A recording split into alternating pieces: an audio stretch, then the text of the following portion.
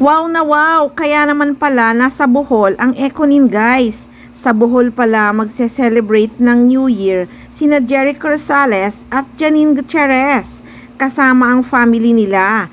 At take note, treat talaga ni Eko ang pagstay nila sa Bohol. Very generous talaga si Eko. Sobra niya talagang napapaligaya ang family ni Janine Gutierrez. Kaya pala may video na nakapost sa kanilang social media account na naliligo nga sa dagat ang aktres kasama ang family niya. Enjoy na enjoy nga si Janine Gutierrez. Say hi!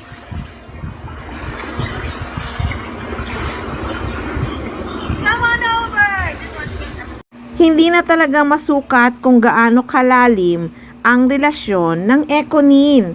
May nakapagbulong nga talaga na may tali na ang Econin. Secret nga lang daw talaga. Wala na talagang iwanan sina Jericho Rosales at Janine Gutierrez.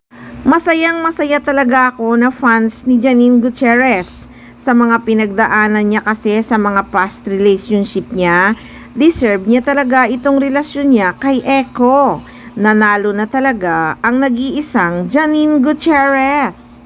Nako, sa totoo lang, marami naman talagang naiinggit sa pagmamahalan ni na Jericho at Janine.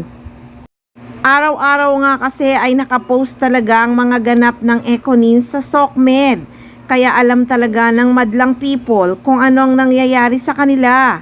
Meron man silang hindi pinopost sa social media na medyo i-private din sila. Syempre, hindi naman lahat ipopost, di ba? Ang importante lang talaga, laging may updates ang Econin sa kanilang mga fans. Kaya sobra talaga nilang napapaligaya ang mga fans at madlang people.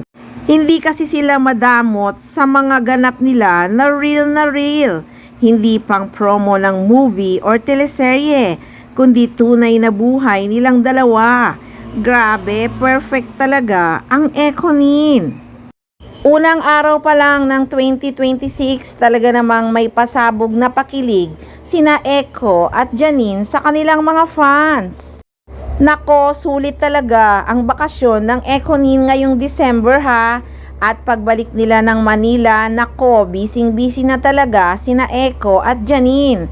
Kasi nga, malapit na ning ipalabas ang pelikula ni Eko kasama si Ann Curtis na The Loved One sa February 11 na.